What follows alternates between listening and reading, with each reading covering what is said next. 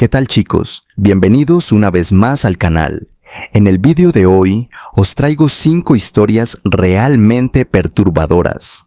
Son de esas que empiezan de forma extraña, pero poco a poco se van volviendo más oscuras, más incómodas, y terminan dejándote con una sensación rarísima en el cuerpo. Así que, tanto si estás tranquilo en casa, como si estás a punto de dormir o simplemente te apetece escuchar algo inquietante esta noche, ponte cómodo, porque las historias de hoy merecen mucho la pena.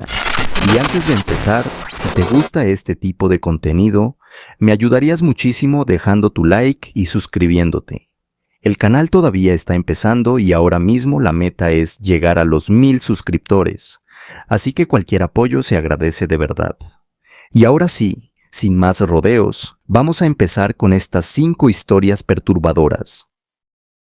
1. El anuncio de solteras cerca de ti. Cada vez estaba más cerca. Nunca he sido de los que se toman en serio los anuncios raros de internet. Ya sabéis cuáles digo, los que aparecen a las 2 o 3 de la mañana cuando estás navegando sin pensar demasiado. Los que prometen cosas absurdas, los que tienen colores chillones y frases diseñadas para que hagas clic por puro impulso. Normalmente los ignoro, a veces hasta me río. Por eso, la primera vez que vi aquel banner, no le di ninguna importancia. Decía, solteras calientes cerca de ti. Nada nuevo, seguía lo mío. Pasando de una página a otra, leyendo tonterías, viendo vídeos cortos y perdiendo el tiempo como hace cualquiera cuando no tiene sueño. Un rato después, actualicé la página y el anuncio había cambiado. Ahora decía, solteras calientes a 2 kilómetros de ti. Me quedé mirando durante un segundo. Pensé que sería una de esas publicidades que rastrean la ubicación. Molesto, sí, pero nada fuera de lo normal. Lo ignoré otra vez. Seguí navegando. A los pocos minutos, refresqué otra página y volvió a salir. Soltera caliente a 500 metros de ti. Esta vez había una mujer en la imagen, morena, piel muy pálida y unos ojos extraños, casi blancos, como si el color se hubiese drenado de ellos. No sonreía de forma seductora, sonreía como si supiera algo, como si me estuviera observando desde detrás de la pantalla. Se me pasó un escalofrío por la espalda, pero lo achaqué al ambiente. Era tarde, la casa estaba en silencio, y cuando uno lleva demasiadas horas despierto, cualquier tontería empieza a parecer inquietante. Cerré la pestaña y abrí otra. Minutos después, otro banner. Estoy más cerca de lo que crees, a 100 metros. Ahí ya me incomodé de verdad. Miré automáticamente hacia la ventana. Desde mi salón se veía una parte de la calle, iluminada por una farola que llevaba semanas fallando. Parpadeaba cada pocos segundos, dejando tramos enteros de la acera en sombras. No había nadie, ni coches en movimiento, ni peatones, ni nada. Volví la vista al portátil. El anuncio seguía ahí, inmóvil, con aquella mujer mirándome fijamente. Cerré el navegador por completo y lo volví a abrir. Mala idea. Lo primero que apareció fue otra imagen suya, solo que ahora el rostro se veía diferente, más estirado, la boca más abierta, la sonrisa demasiado amplia, casi animal. Debajo podía leerse, te vemos, a 50 metros, te vemos, en plural.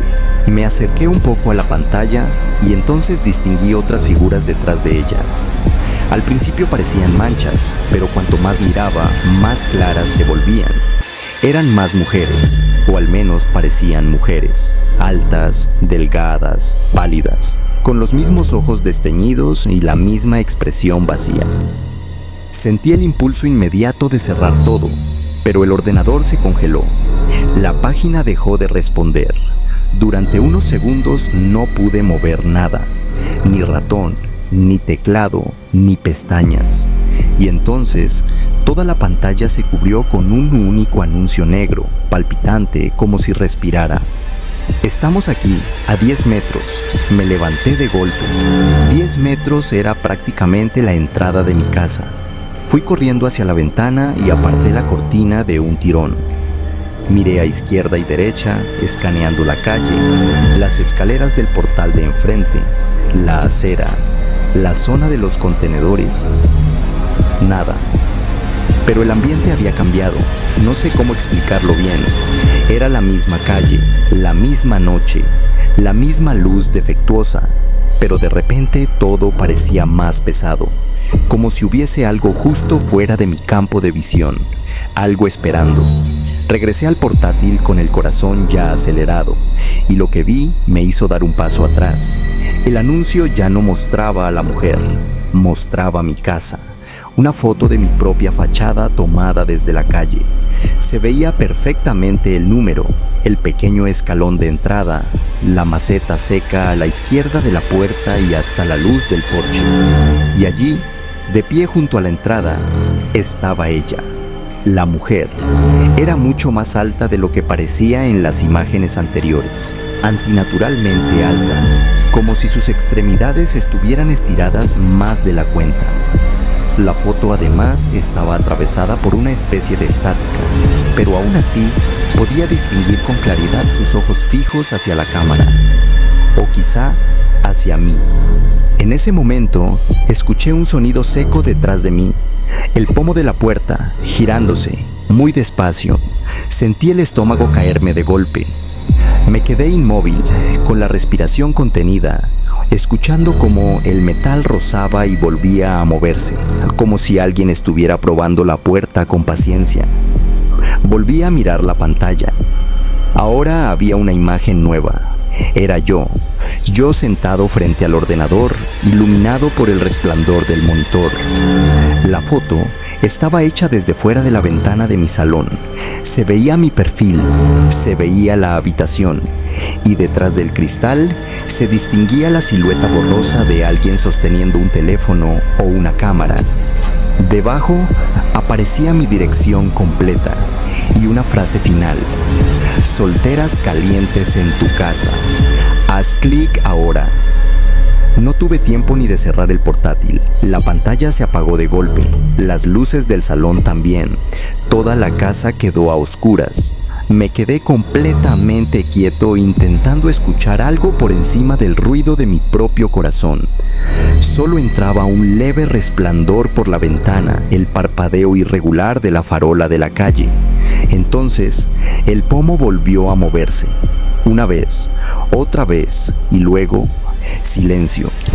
No sé cuánto tiempo pasé ahí paralizado esperando el siguiente sonido. Un golpe en la puerta, pasos, un cristal rompiéndose, cualquier cosa. Pero no se oyó nada más. Al final volvió la luz. El portátil seguía encendido, pero la pantalla estaba negra. Solo parpadeaba la pequeña luz del lateral, como si me estuviera tentando a abrirlo otra vez. No lo hice, y tampoco volví a mirar por la ventana. Desde entonces, cada vez que veo un anuncio extraño, lo cierro sin pensarlo. Da igual lo ridículo que parezca, porque sigo recordando aquellos ojos, aquellas sonrisas y, sobre todo, esa sensación horrible de entender, demasiado tarde, que no me estaban intentando vender nada. Me estaban localizando. Así que, si alguna vez ves uno de esos anuncios y notas que algo no está bien, no refresques la página, no hagas clic y, desde luego, no te quedes mirándolo demasiado tiempo, porque una vez saben dónde estás, ya no es publicidad. Es una invitación y puede que ya estén de camino. 2. Todo el mundo decía que tenía una hija y al final empecé a creerlo. Hace unos meses mi vecina apareció en la puerta con un regalo para mi bebé. Eran unos zapatitos rosas, pequeños, con purpurina y flores brillantes a los lados. Me los dio sonriendo, como si fuera lo más normal del mundo. Yo le di las gracias, y en cuanto se fue, los metí en el armario de mi habitación junto con todas las demás cosas de bebé que la gente me había ido regalando. Porque yo no tengo hijos, nunca he dado a luz, nunca he estado embarazada. Al principio pensé que todo era una confusión del pueblo, que me estaban mezclando con otra chica, pero la situación no hizo más que empeorar. En el supermercado, en la cafetería, por la calle, siempre me había alguien preguntándome por la pequeña. Un día, el encargado del súper me preguntó si a mi hija le había sentado bien la leche de fórmula que me recomendó. Cuando volví a casa, encontré una lata de fórmula en la compra y otra abierta en la cocina. No recordaba haber comprado ninguna. Lo peor era que todo el mundo hablaba con tanta naturalidad que poco a poco empecé a seguirles la corriente. ¿Cómo está la niña?, me preguntaban. Muy bien, respondía.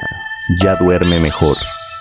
Empecé a improvisar respuestas, pero con el tiempo salían demasiado fáciles.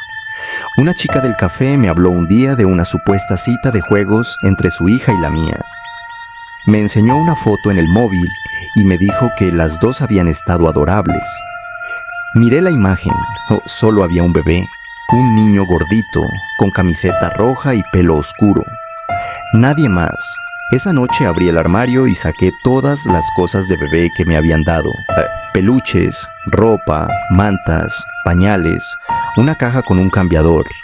Y entre todo eso, encontré un vestido azul claro. Días después llamé a mi madre, y la conversación se volvió extraña cuando me preguntó con total normalidad: ¿y cómo estáis vosotras dos? Luego añadió: dale un beso a Holly de mi parte. Holly. Ese nombre me dejó helada porque siempre pensé que si algún día tenía una hija, me gustaría llamarla así.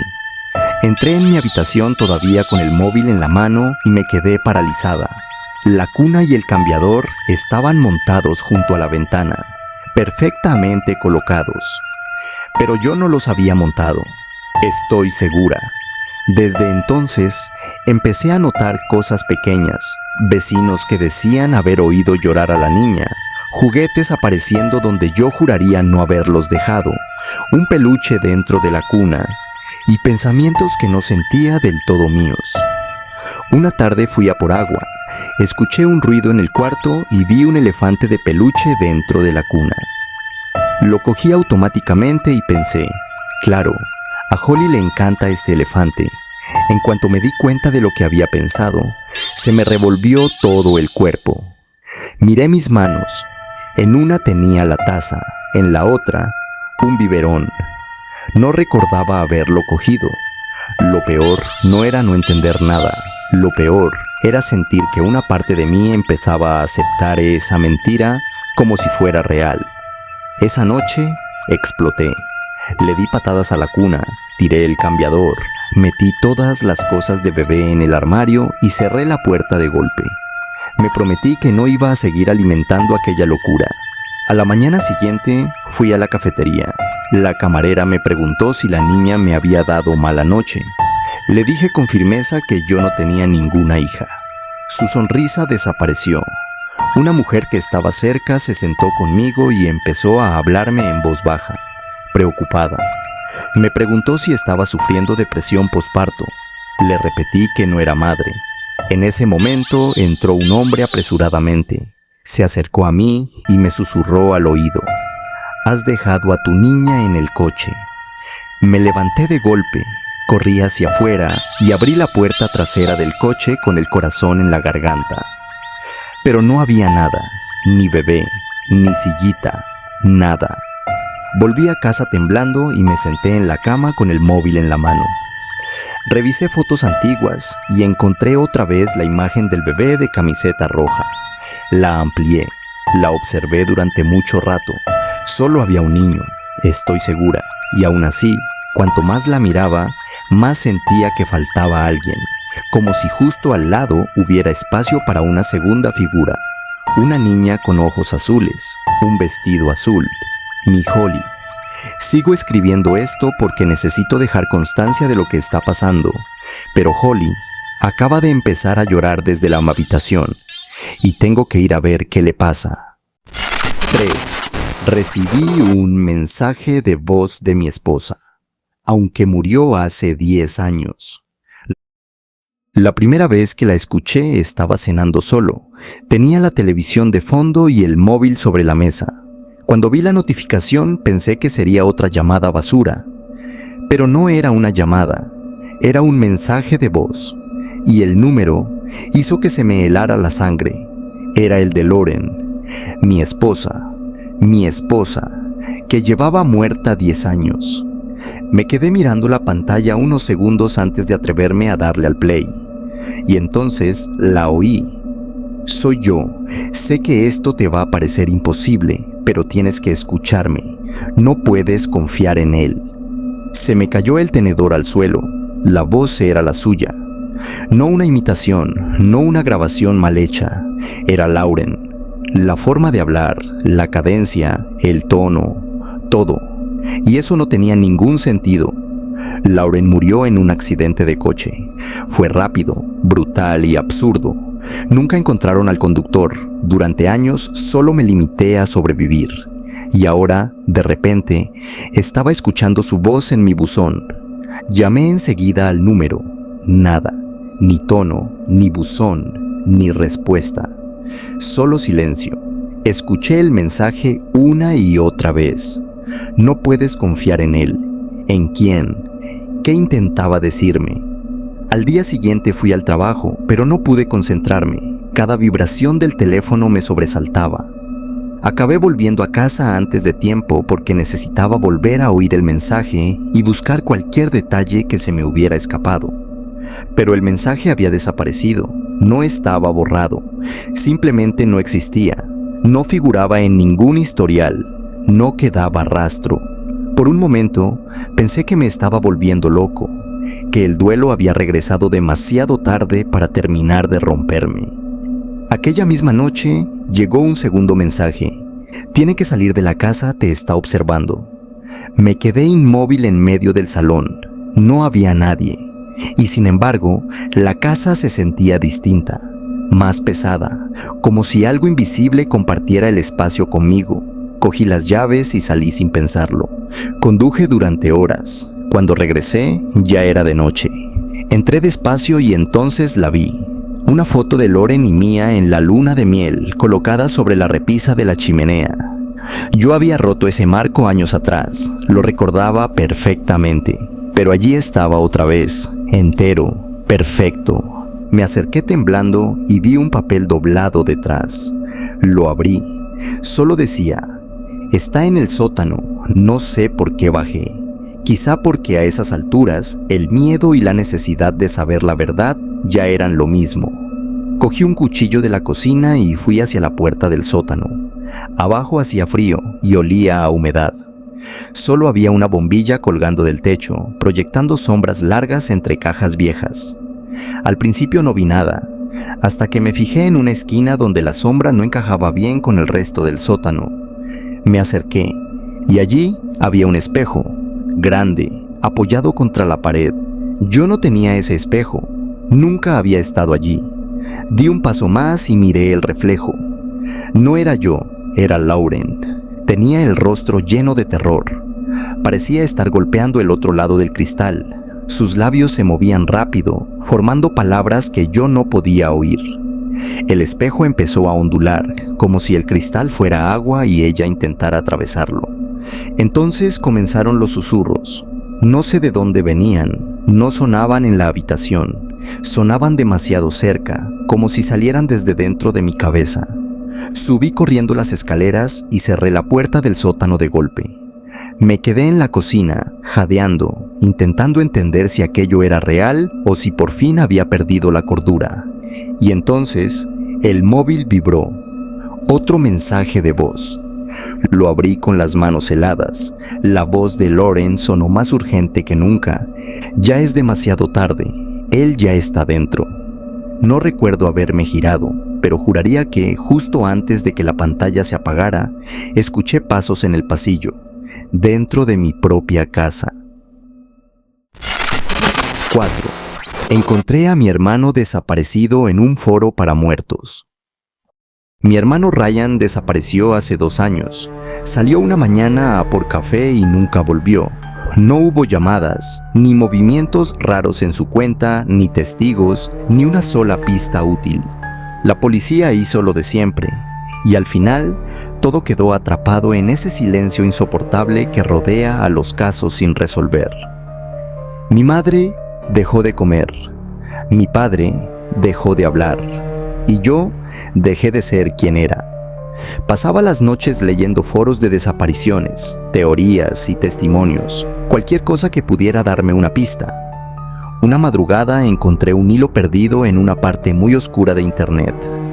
El título era Mensajes del más allá, conectando con los perdidos. Parecía una mezcla entre foro paranormal y refugio para gente rota.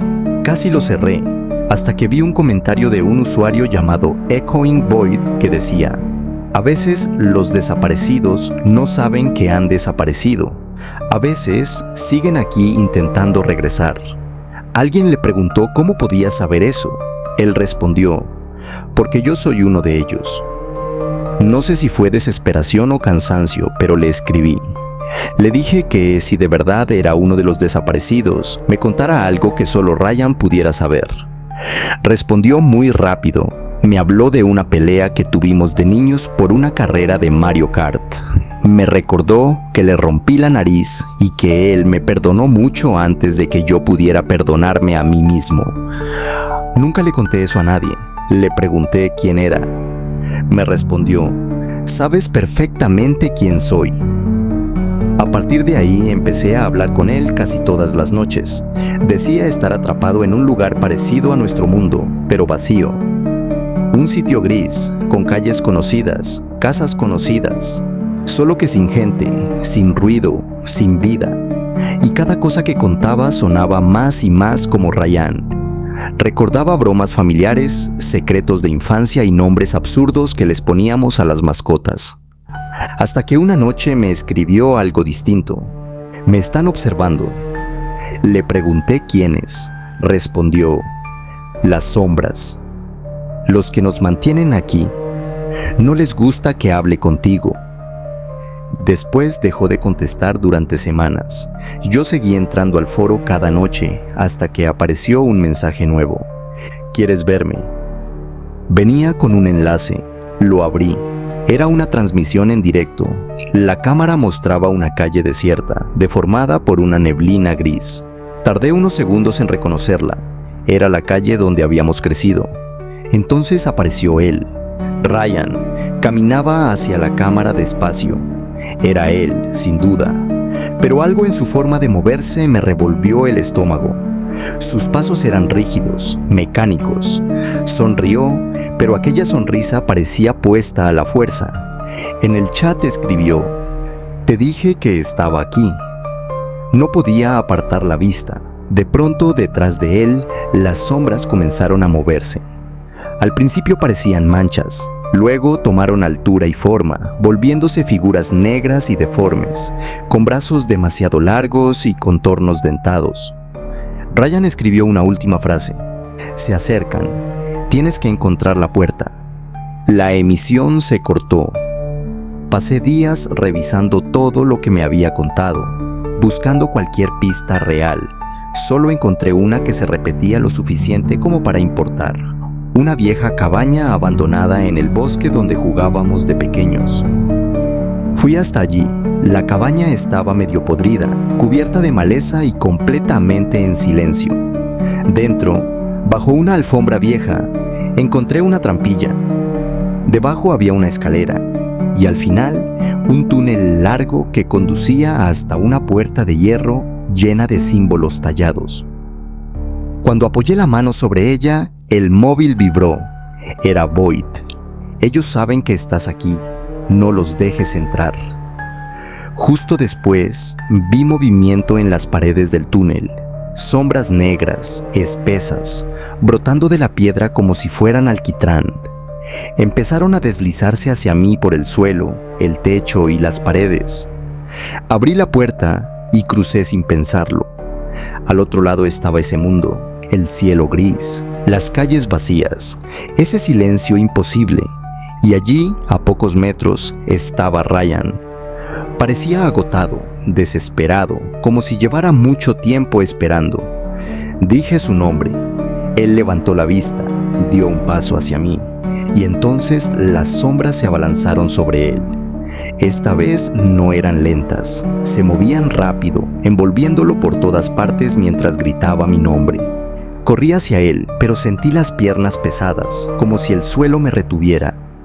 Lo último que recuerdo es su mano extendida hacia mí y su grito. Desperté a la mañana siguiente en mi cama, empapado en sudor, con las botas puestas y un papel arrugado entre los dedos. Era su letra. Solo decía: no dejes de buscar, hay otra puerta. Desde entonces no he vuelto a entrar en aquel foro, pero tampoco he podido olvidar esa frase. Porque si Ryan pudo hacerme llegar ese mensaje, entonces sigue allí. Y si sigue allí, quizá todavía haya una forma de traerlo de vuelta. 5. Mi amigo entró en el agua y nunca volvió a salir. Los niños pueden ser crueles. A veces basta con ser diferente para convertirte en un objetivo. Yo crecí en silencio. Soy sorda de nacimiento. No es algo que se vea a simple vista, pero los demás lo notan enseguida. Mis padres hicieron todo lo posible por darme herramientas para enfrentarme al mundo, pero el mundo no suele ponértelo fácil. Luego conocí a Anton. Lo vi por primera vez sentado solo bajo unas gradas del colegio y, por algún motivo, sentí que debía acercarme. Nos hicimos inseparables. Aprendió lengua de signos con rapidez y, por primera vez fuera de mi familia, tuve a alguien con quien podía hablar de verdad. Con él, el mundo parecía un lugar más soportable. Años después, en la universidad, seguíamos siendo amigos. Nos aficionamos al senderismo y eso se volvió una costumbre.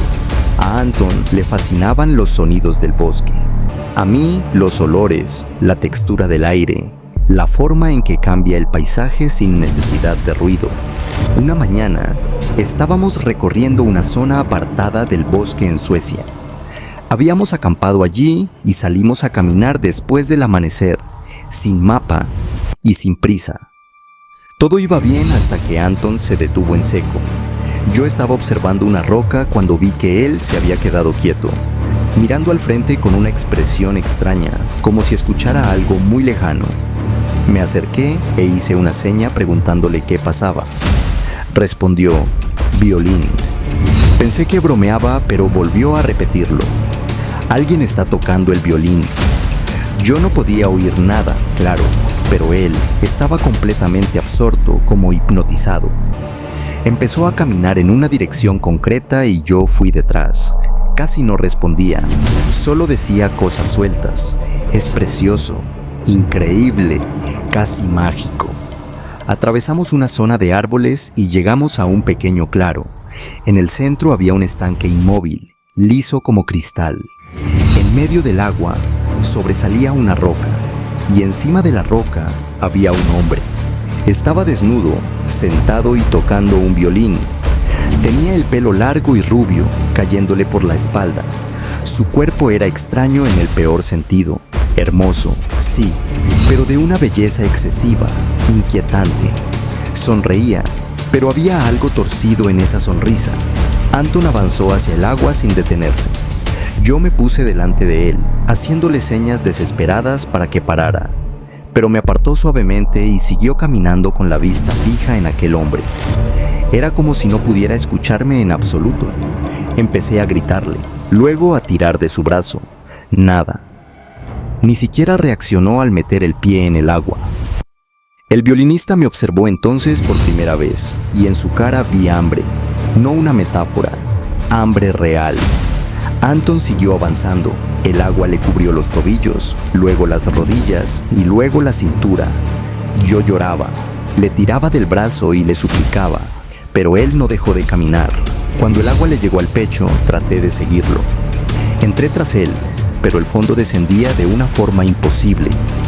Lo que parecía un estanque pequeño era mucho más profundo de lo que tenía sentido.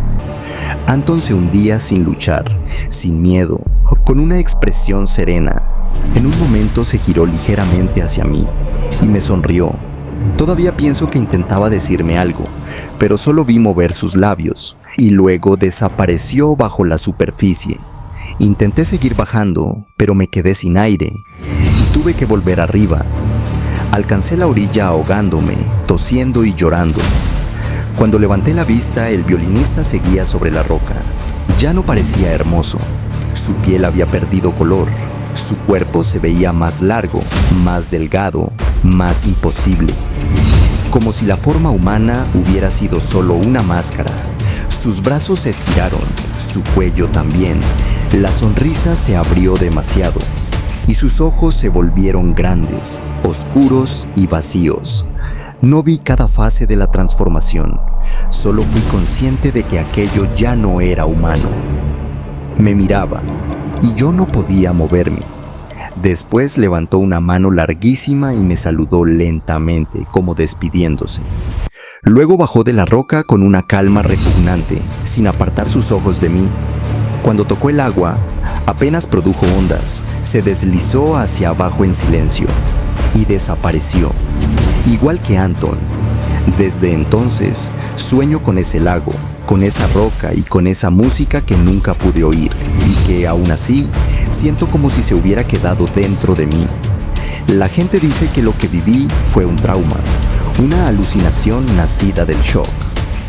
Pero yo sé lo que vi y sé algo más. El bosque me sigue llamando, no todos los días, pero sí a veces, como si algo tirara de mí para que volviera. Y quizá tengan razón los que dicen que estoy perdiendo la cabeza. Pero si vuelvo, no será para entender qué era aquella cosa. Será para encontrar el lugar exacto donde Anton se hundió. Porque si hay una mínima posibilidad de que siga ahí abajo, esperándome en el silencio, entonces, tarde o temprano voy a regresar. Y esta vez no pienso apartar la mirada. Y hasta aquí estas 5 historias perturbadoras. La verdad es que todas tienen algo que me encanta. Empiezan de forma extraña, casi sutil, y poco a poco se convierten en algo muchísimo más oscuro. Déjame en comentarios cuál de todas te perturbó más, porque sinceramente algunas de estas imágenes mentales son bastante duras, y cuanto más las piensas, peores se vuelven. Y si te ha gustado el video, recuerda a apoyar el canal con un like y una suscripción. Como te dije al principio, estamos empezando y la meta ahora mismo es llegar a los 1000 suscriptores. Así que de verdad te agradecería muchísimo el apoyo. Gracias por quedarte hasta el final y nos vemos en el próximo video.